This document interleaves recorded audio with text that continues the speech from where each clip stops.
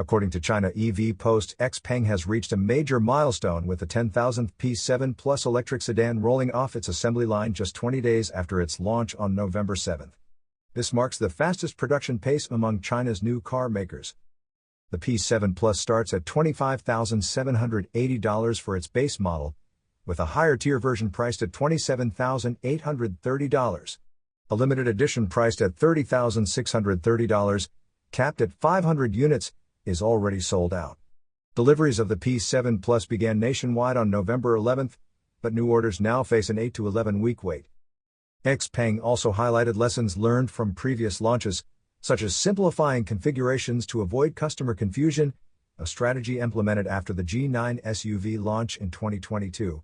Earlier this year, Xpeng introduced the Mona M03 sedan on August 27, priced from $16,770 to $21,810, making it the brand's most affordable model.